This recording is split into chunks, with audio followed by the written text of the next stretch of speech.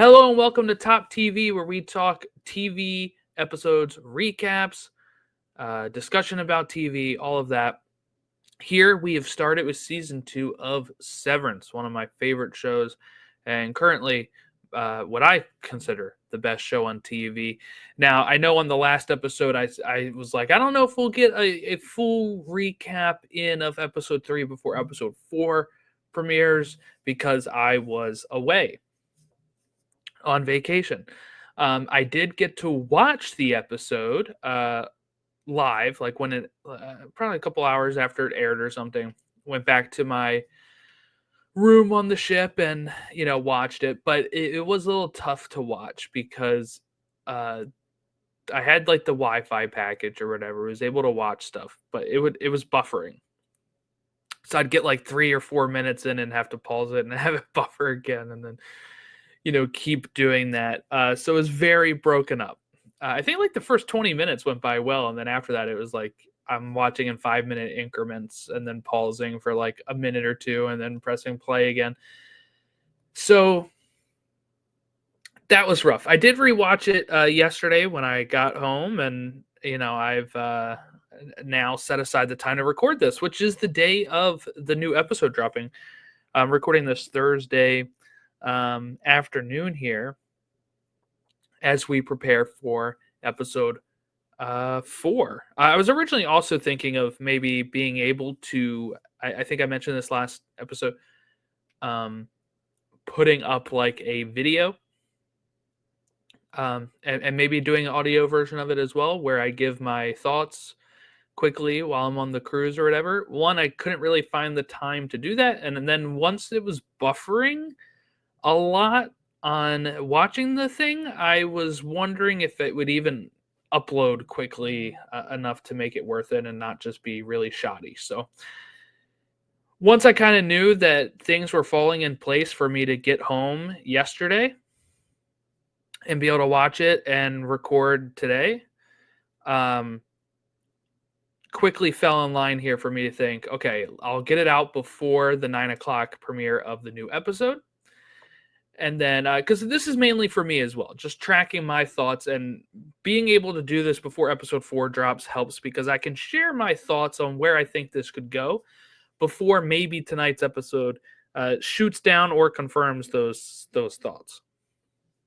So I guess let's get into it. We're talking about episode 3 of season 2 called Who is Alive, written by Wei-Ning Yu, directed by Ben Stiller, and the synopsis was Mark, Helly, Irving, and Dylan search for answers. And this episode premiered on January 31st, 2025, in most of the world, right? We get it Thursday at 9 on the East. But for most of the world, that is Friday once it hits our time over here. Okay, so I guess let's dive in here. We started out with a very snowy road and Cobell sleeping in her car, and she's awoken by a loud truck passing by. We'll kind of cut back to her later here, but I'm kind of keeping things in organization of where it goes. So later, we'll see her driving again, and she ends up turning around and going back towards Kier, which is also the town, right, that they live in. During this part, we also see Mark getting dressed and parking at work, and for some reason, he's timing something, right, on his watch. And we're sitting here wondering, what could he be timing? It turns out what he is timing is the how long it takes for him to get to the elevator and switch to his innie. So he's marking it on his watch. He, stops it and then starts counting manually till he gets to the elevator. And he's able to figure out how long that'll take. Later, we see the reason for that is he's trying to burn a message into his retinas that says, "Who is alive?" That's where the episode title comes in here, to try to get that message through to his innie. My immediate thought was, great, how is your innie going to get that message and send it back? In which Ragabi brings that up as well when we get to that part. But Yeah, then we get the theme. And then we kind of start off here with MDR. Mark is printing the missing posters for Miss Casey, and he says he and Helly are going to go look for the Goat Man. Of course, a reference to, was it episode 5 of last season, where they find the man with the baby goats. And while they are walking out there, we are going to get, let's hold off on that. Irv is supposed to go to O&D, and Dylan is supposed to help as well, but he's preoccupied with work. We'll come back around to why he is so preoccupied with work. Okay, but when Mark and Helly are in the hallways, she asks, what do we do if we find Miss Casey? Like, what if we do if we get there and she's actually there? What do we do? How do we handle that? And Mark says, get her to the stairwell and my Outie will know what to do. And then they have this great, like, lingering look where I think Helly and him are maybe thinking of kissing each other, but ends up not happening. This is a good plan. I do think this is a good plan, that if they find Miss Casey, get her to the stairwell. We don't know how the new security or anything is working now. Like, again, this is only a few days later. Now, of course, Mark thinks it's 5 months later. All of the innies think it's 5 months later.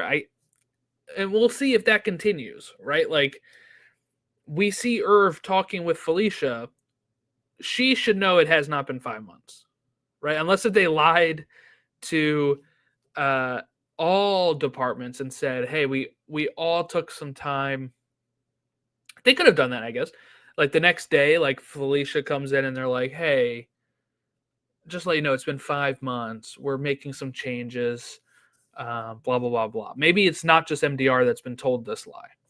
But otherwise, if they haven't been told this lie, then yeah, they would be able to break that lie up pretty quickly. So my thoughts here are, it's a good plan to get her to the stairwell because, like I said, we don't know what the security situation is. So let's say they try to get up the elevator, right? Like, that's a problem. Somebody could stop it. The elevator only really fits one person at a time, it seems like, anyway. So that would be some trouble. Then once you're up there, you have to go through the whole building. So if you can get to the stairwell and your Outie immediately sees, oh, this is Gemma. And then Gemma should hopefully come back online as well and realize, oh my God, I'm alive. This is my husband. And they can figure out what to do there. I guess we're not really sure how it works for Miss Casey yet, right? They said she's a part-time innie back in season 1. She mentioned she was only alive for 107 hours, and 8 of those hours was that one day in like episode 5 where she was watching and making sure Helly didn't hurt herself again. So she was really only awake for those like 30-minute sessions, and then she would have those with multiple people, 30-minute sessions, and then the wellness sessions, and then I guess after each one or after a set of those, she'd go get powered down. But we don't really know where she goes, right? Is it she always go to the testing floor, or is it just the testing floor now that she's retired? When she was active, would she go? The way I kind of think about it is that maybe she goes like to another area where I don't think Gemma has been awake since her passing. I don't think Gemma has been awake. I think it's like almost like put her in a sleep stasis type thing until they need her again. Something like that is kind of the vibe I get. But so we don't know how it will affect Gemma, but how they know everything works is, okay, you get out to the stairwell, the Severance ship doesn't work anymore. Mark S should his Outie, Mark Scout, should now wake up and know that this is Gemma and be able to do something with her. But we don't know what actually happens to Gemma if she crosses that stairwell.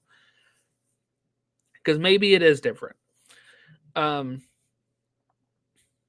be really curious to see like a nice flashback episode on Gemma's death and like how they got her and what, does she know she's alive? Does she think she's like, has she not been woken up since her death? Those type of things. But anyway, I think that's a great plan. get her to the stairwell. Okay, Irv goes over to Dylan and he tells him that he's been recreating the paintings. He had told Dylan in episode 1 there's these paintings with the long hallway, dark hallway, elevator. That's the one that goes down to the testing floor. We've seen it before. But he's recreated them in this like sketch pad that he has with him. And they have this conversation about that. He wants Dylan to go with him. Dylan again is like, no, I'm good. That's when Miss Huang enters. Miss Huang enters. And Irv shows his hall pass as he leaves. And she asked Dylan to come with her. And this was something I was kind of a little puzzled by so Dylan seems to be really into the work again right now. And I think it's because he knows from Milchick showing him this Outie visitation room that this is a possibility. But I don't know if he knew he was actually in line to get this so quickly, because he seems a little shocked about what he's about to enter here. So she tells Dylan to come with her. They're going to go to the former security room, and it's going to be the Outie visitation room. Before we get there, though, Milchick is going into his office. He's coming in for the day, and Natalie is waiting for him with the board, and she presents a gift, and she calls them like recanonized paintings or something. But it is, I think we've heard this terminology before in season 1 when they were talking about paintings that have been canonized or decanonized, recanonized, of, I guess, the lore of Kier. And what these paintings are, they are paintings of Kier, but in like Milchick's image, right? So we see Kier as like an African-American man that looks very similar to Milchick. And Natalie and him are going to share a look. And she mentioned she had received the same gift from the board at some point as well. So I'm guessing that is Kier in the image of her, an African-American woman. I guess is how that's going to, how that would look. But they share this look, and the actress that plays Natalie is so good in this scene because the board is gone at this point. She mentions like they've disconnected the call, and they have like this look, and she does like this swallow type thing, right? Where it seems like maybe they're communicating with their eyes here that, yeah, this is kind of messed up, right? It seems a little manipulative from Lumen here of, maybe trying to be... It's like sometimes when those corporations will do like diversity stuff just to like score points with people, it seems like. And not actually meaning it or not actually following through with it, just the words, right? So it seems like maybe this is their way of trying to think that this is what Milchick or any person of color would want, is Kier in the image of their self. Like, hey, look, we've drawn Kier as a black person. How cool are we? Type of thing, right? Like, that's how it's kind of presenting itself, I feel like. And these two are sharing a look of, this is making us uncomfortable, right? Is kind of how I read it. We'll see how Natalie, I guess, her arc continues in this. And the same thing with Milchick. Like, is Milchick, he's, in episode 1, he has the Hello Miss Cobell on the screensaver still. And he's getting a little upset that it's taking this long to switch over to saying hello, Mr. Milchick. Now, we know in that episode, we thought maybe it was 5 months in between. That was one of the things that made us think it wasn't 5 months, that and him unpacking his office. It turns out it's only been like 48 hours, right? So it is, it is in that regard, still enough. It is something that could have been changed pretty quickly, but sometimes corporate can take a bit with that kind of stuff. But we kind of seen him upset with it there. And now we're kind of seeing like, oh, maybe he's not as in favor of Lumen and Kier and all of that stuff as Mrs. Cobell was, right? She had a shrine to the guy in her house.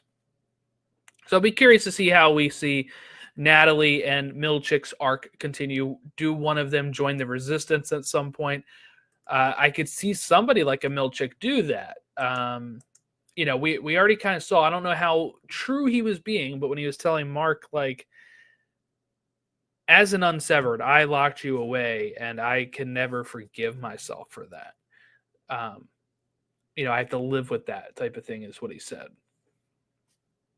And that seems to be maybe, will that weigh on him is kind of the question I have. Or was he just saying that to as a blanket thing to kind of make Mark feel better about it? Was it a real apology? That's the kind of thing I'm wondering about as we start seeing more and more Milchick doing this.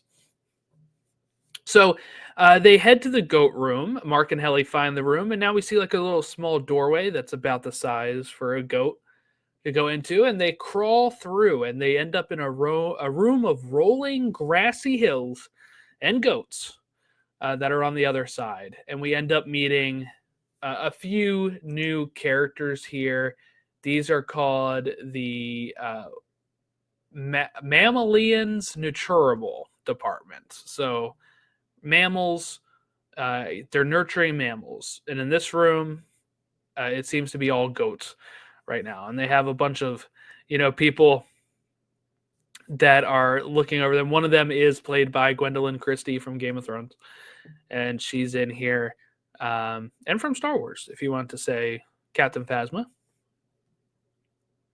But yeah, so that is where they are. And while they start off hostile, they will actually reveal here that Miss Casey did do some of their sessions and that they did think they had heard the same thing, that she had been retired.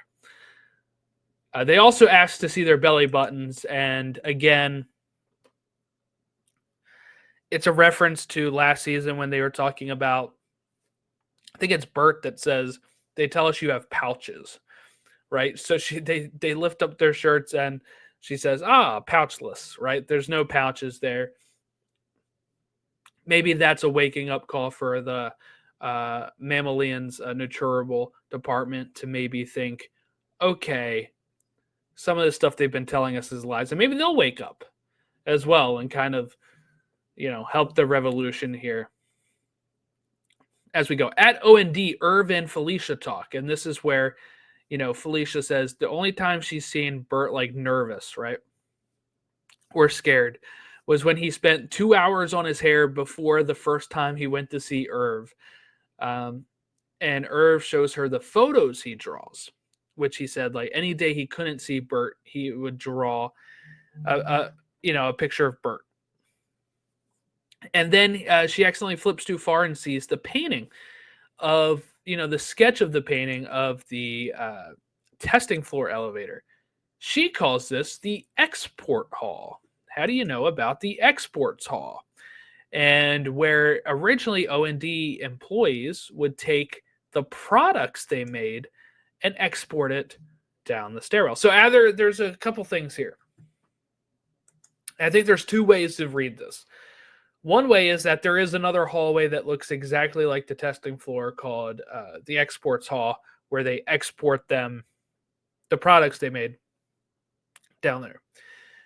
The way I read it, number two, and this is the way I read it and the way I think we're supposed to read it really, is that the testing floor is also the exports hall. And for whatever they're testing down there, they export the things that OND makes and ship it down to the testing floor. I'll be really curious to see what the testing floor actually looks like. Is it like test tubes, a bunch of these people in there, or is it like almost Truman Show-esque where these people are living down another floor? And and have to use the items, because we've seen them make like watering cans and hatchets and like normal everyday things that maybe people would actually use. Uh, so that's something that I'm thinking about, is how's this testing floor work, now that we also know that it seems that elevator is the exports hall, as OND calls it. So I think there's multiple reasons for this, and I think whatever they're making that they don't use, because before OND was thinking, we thought it was for that they were making stuff for like what, executives or stuff like that, like, because they also handled the paintings and all that kind of stuff, but that they weren't really sure what they were making the objects for. They would just export it seems. And now we know that that elevator goes to the testing floor, so whatever they're testing would also need those items. Or is it a testing for everything? Are they testing the items? Are they testing the people? Are they testing multiple things down there? Or is it just objects for those people to use on the testing floor? A couple ways to look at it. So I'm looking forward to when we eventually get to the testing floor, which I don't know if it would be this season, but you never know. Okay. So then we go to the security room, which is now the Outie family visitation room. And Dylan is presented with his Outie's wife, Gretchen G. And Miss Huang says he has an 18-minute meeting with Gretchen. And we get some information here about kind of what we saw last week with the episode 2, Dylan G on the hunt for jobs. And according to Gretchen G, he has trouble keeping jobs. He's been at this one for probably about 2 years, right? Because I think he started after PD and Mark. Mark's been here 2 years, so probably about less than 2 years that he has been in his current position. But I love Dylan's reactions to this. He dumb, he a dick, and she says, no, he just never found his thing. And he says, oh, so he's like a screw up. And this is a moment of recognition, I think, for Dylan G, because from what we saw last season, he was very like, okay, my guy does muscle shows. He's banging MILFs, right? And upsetting their husbands. I feel sorry for them, type of stuff, right? Like, he had this crazy ideas of what his life was like outside. And he's learning that maybe he is just a family man that has trouble keeping a job, kind of a screw up.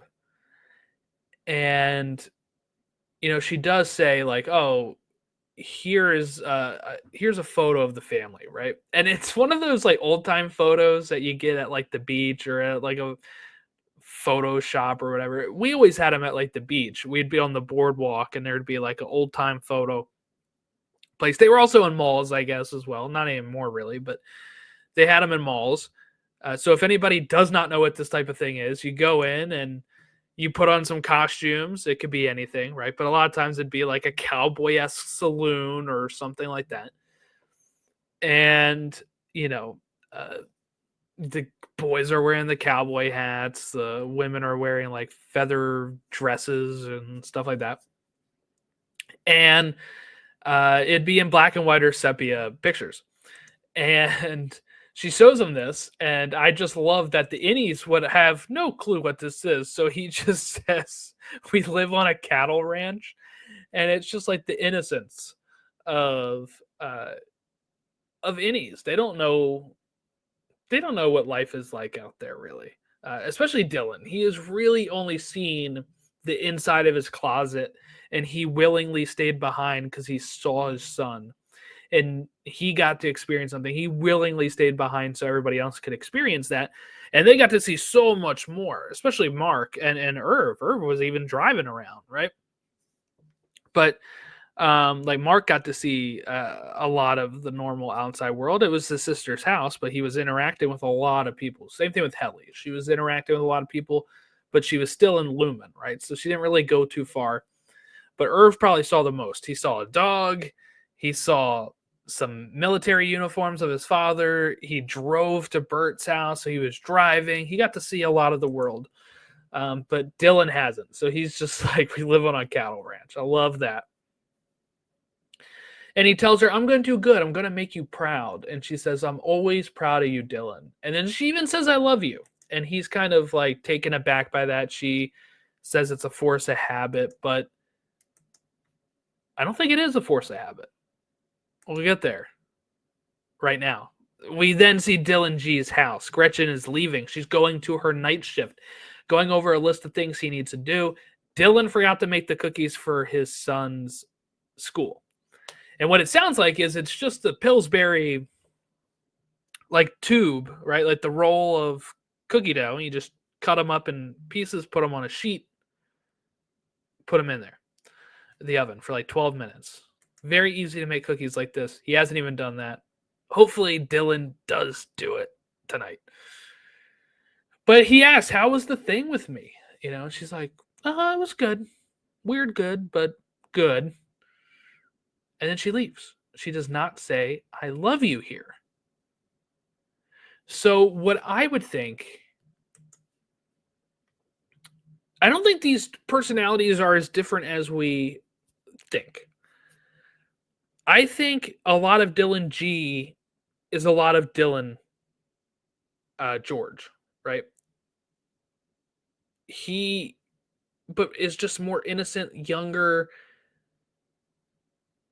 more like the ideal version, right? Maybe a version that she remembers in the past that she did fall in love with, and that's why she says, I love you. And, you know, when he says about, like, I'm going to make you proud, she's like, you do make me proud. Like, she's having that conversation with her husband there of, like, but he doesn't say that stuff at home, it seems like. At least not anymore. And he's just sitting there watching TV.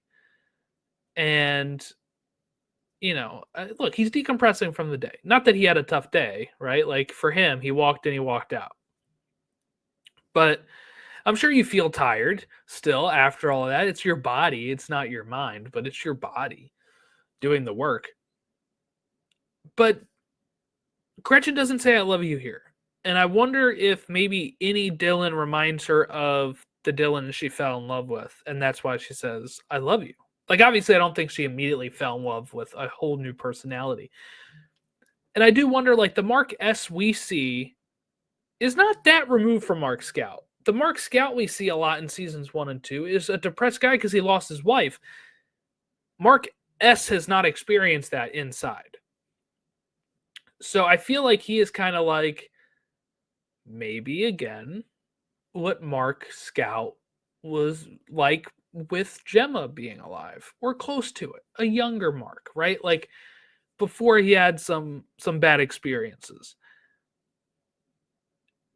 So I'll be curious to see if that's how that plays out. Because I do think we're going to see Gretchen a lot. I do think this is going to be a little bit of a conflicting. I don't know. Will she have an affair with Dylan G? Instead of, because I think rationally in her mind, she can wave that away by being like, it's the same guy. I'm not actually cheating on my husband.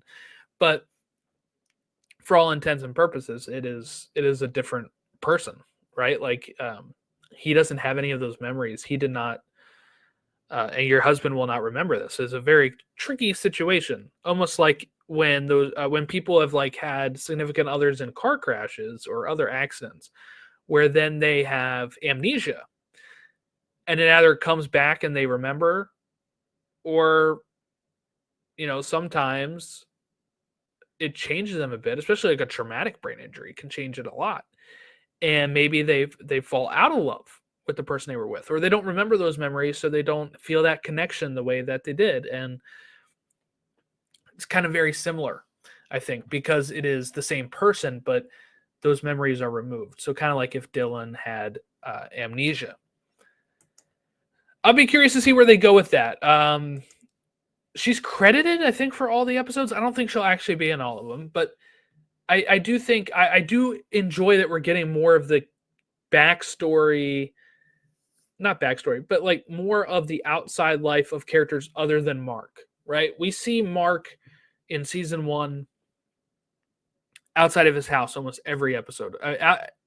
outside of work in almost every episode. We see a little of Irving in the one, I think it's episode 7 or 8, at the beginning of that. And then we see Dylan just when the OTC thing kicks in episode 6. And we don't see Helly's outside life until this season as well, right? So be curious to see how much they're going to start showing some of these other characters on the outside. I would love to see more Irving. I'd really love to know who he's talking to on the phone. Okay, so then we go to Rickon's house, Rickon and Devin's house, and Natalie is there talking about the book with Rickon. They want to make a copy of the book that has like tweaked language for the innies. Devin is running off, and she's meeting up with Mark, who is that's where they're working on the light sign that says who is alive, and they're trying to make it work. And Mark then goes to a place to test the light, and this is when Ragabi appears. And it's asked the question, how would he send a message back? And Mark is like, that's his problem, not mine. And she says it wouldn't work. The switch, when they go down the elevator, dilates the pupils. So at that point, there's nothing, there'd be no message there. There's only one way to get messages inside and outside of Lumen, and it's reintegration. And she then tells Mark that Gemma is alive the last time she saw her. And he agrees. He says, fine, let's do it. Like, I will do this. He was really resistant to do it because of what happened to Petey. But now, because she mentioned she saw Gemma, he will do anything to be with her. He says something along those lines, too. And they go to reintegrate.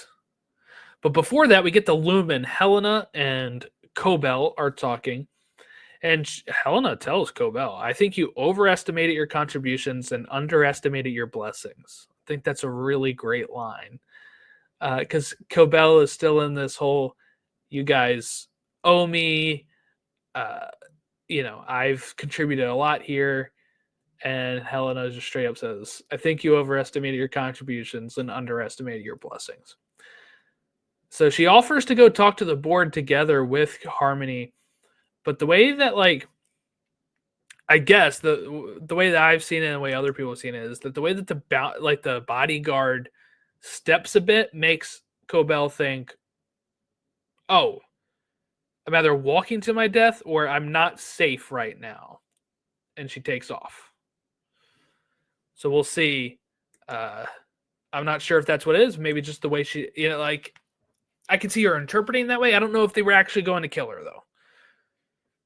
But, it wasn't looking good for Cobell, I think. So she rightfully took herself out of the equation here.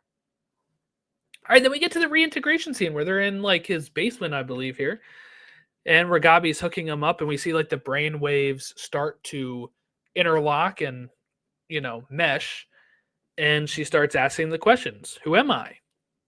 Where are we? What was your mother's name? Fern Scout. Mother's eye color. Brown. Takes him a bit. I don't know if that's just because he had to think about it or if it's part of the reintegration. We don't know yet. Did you love her? Yeah. Name a dam. Hoover.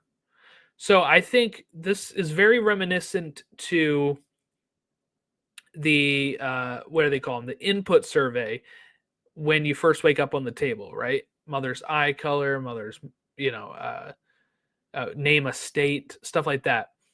What does MDR stand for? He says, what is something you feel shame for?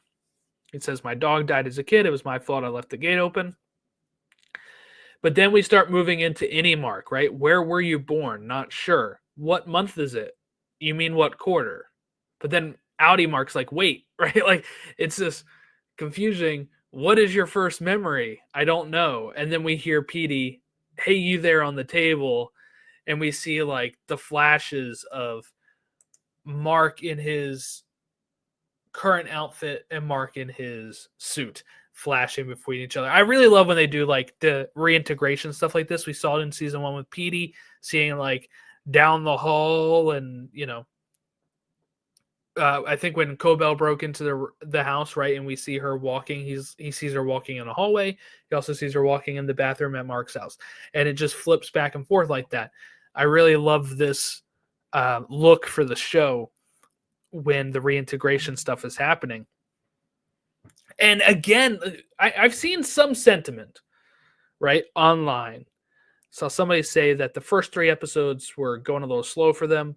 I also saw somebody who, it had to be a bait post here, because they were saying, I feel like all TV shows should give the answers up front, like Severance. Like Severance should, Lost should have, all those shows should have given you the answer right away. And one, I say to that, what's the point of watching television at that point? We're supposed to question things. I love this show because I get to watch it and digest it for a week and then talk about it on here, share some theories, read other people's theories, whether they're crackpot ones, which are way off, and you can know they're off just by reading them. You're like, that's not going to happen in the show. And then, to more realistic theories where you're like, I could see that happening. What I would say is there's no way in hell I thought that by episode 3 of season 2, we would have Mark reintegrating. Starting that process. I never in my mind thought that. I thought if something like that happened, it would be later in the season. So I guess I get kind of confused when people say like, yeah, there's something's not happening or whatever. And I know the overall sentiment is that the season's been great. If you look at reviews, if you look at fan reactions, all that stuff. So it's really only just people here and there. And in that case, maybe it's just not the show for them. But just kind of mind-boggling when you're like, well, like a reintegration, that's something that would happen in a finale of another show. Kind of like what I talked about the first time, right? When we got to in the first episode of the season, when we were talking about my history with the show, and I was saying that I didn't think it was going slow. Like Petey dying or even finding Mark doesn't seem like an end of pilot or end of episode 3 type of thing in a first season. That seems like a mid-season. That seems like a finale. Same thing with reintegration. That feels like a mid-season or season finale type of thing. We get in episode 3. And it's only really the second episode for most of these things. What I mean by that is the first episode was all innies. Episode 2 was all outies. This was our first episode back with mixing innie and outie stuff. So really it's only the second episode of innies. It's the second episode of outies, right? Of the season. And we're already getting reintegration. I love it. I don't know how it's going to work going forward. I do think we saw Petey handle it pretty well, except for like, wait, what they say? He stopped taking his meds or stopped, going back to Ragabi. That's why she kept calling him all the time as well. But Mark S is one of the heart of the show. I don't think we're going to lose that character. I think what you will see instead is kind of like I mentioned, maybe these characters have a lot more in common than you think they do. And when they're reintegrated, you're going to get the best of Mark S, the best of Mark Scout into one character. I'll be curious to see how open he is about reintegration. If he lets that slip to Helly, who we still don't know if it's Helly or Helena down there. I lean more Helly. It really flips depending on how I'm reading a scene, I guess. But because I saw some people think that this is still Helena when she's watching Irv and Mark talking. She's like studying, trying to figure out information. I was looking at that as, because Helly even goes over to him and says, like, have you been back there to OND? Which I'm sure she probably would have been filled in on about, but I don't know. Like, it felt like a very Helly thing. But let's say it is Helena and Mark tells her, reintegration is something that the board did not think was possible, right? That was something Cobell was doing on her own, getting the chip from Petey, telling them, hey, we think you reintegrated it. And they're like, that's not possible. Testing the limits of the chip by getting the candle from Mark's house and playing it in the wellness session with Miss Casey and Mark, and he sculpts the tree. And she gets a little upset when he is saying goodbye to her and doesn't, he just says, because you're a person or whatever, right? Like, it's partly my fault. She was about to think that he was probably going to say, like, you're my wife, right? And Milchick says it's good that they don't remember. It means the chips are working. Cobell is playing her own game here. I'll be really curious to see where they go with her, especially if she doesn't stay at Lumen now, right? She was supposed to go somewhere else for her promotion, I think. So maybe she's going back there, or maybe she's just going to stay in Kier and not be part of Lumen and maybe join the Resistance. We don't really know what's going on with Cobell yet. But if it's Helena, she gets wind of reintegration, this might be something that even the board was keeping from her. So then that might change her thought process as well. Maybe that's why she wanted the kiss down there. It was because it is Helena. She was like, hey, I saw you kiss this girl. When's the kissing? Like, I want to feel that. I want to experience that. Well, if she reintegrates, then she can experience that. And she would, I think, like, if we're looking at Helena's arc, I think instead of being the big bad, she will eventually come around to the idea that her innie is a real person and maybe want to reintegrate. That's my thought process on that.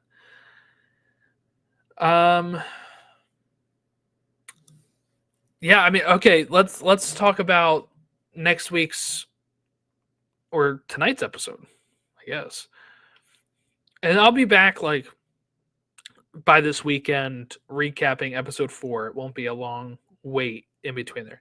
But episode 4 is called Woe's Hollow. The team participates in a group activity. And from what I've read, because the critics got to watch all of the season at once, from what I've read, that this episode is like the best or is shocking or something happens in this. And, I was just watching a video where they were asking the cast, like, what episode are you excited to see? And Zach Cherry said, I want to see people's reactions to episode 4. And Totoro and Britt Lauer agreed with episode 4. And they said it's like a very different. And I think from what we see on the trailers and stuff, this might be the episode where we see those 4 MDR in the snowy mountains. Why would they be there? Why would they be sent to the mountains? Is it their innies? Is it their outies? This is the type of stuff I'm really curious about with tonight's episode. And again, why I think this show works so well is that I have really no clue on what to even speculate on. Just from that. I think sometimes some shows you watch a trailer and you're like, okay, I can kind of see that being like the penultimate episode, or that scene is building to this climax. I can't really tell you where I see this going, because again, like season 1 ended in a spot that I think would have been like a season 2 or 3 finale. OTC, they're out of the MDR, and we find out Miss Casey is alive. That kind of stuff is stuff that I think is usually more on a back end of a show, not the first season finale. So people are really hyping up this episode, so I hope it's really good. Really can't wait to see it tonight and see, what that episode's all about. And I guess how that would work with Mark's reintegration.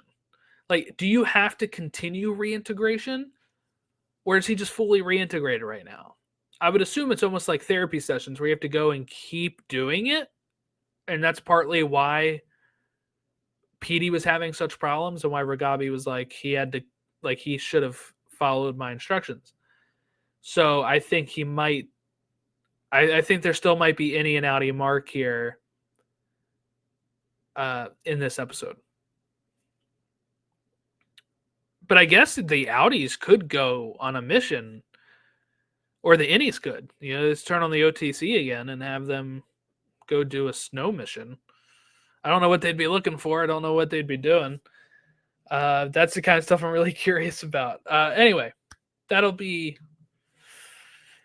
this week's episode. So I really can't wait till tonight's to figure out where we can theorize from here. I've seen some people say that have seen the full season, like none of these theories have been correct so far. Like the big ones, the big theories. There are some I've seen, like I joked earlier, that are definitely not ever going to happen, and make me wonder, like Zach Cherry said, are they watching the same show as I am? But everybody gets their kicks in different ways. But if you want to follow this podcast, it's at TopTVPod on all of our social medias. We will be back for Severance Season 2, Episode 4 discussions later this week. Thank you for waiting for this episode to drop and me getting back from vacation. I'm happy I was able to still do this standalone episode 3 and not have to worry about covering both 3 and 4 in one episode. But that's it. Have a great rest of your week. We'll catch you next time when we talk episode 4 of Season 2 of Severance.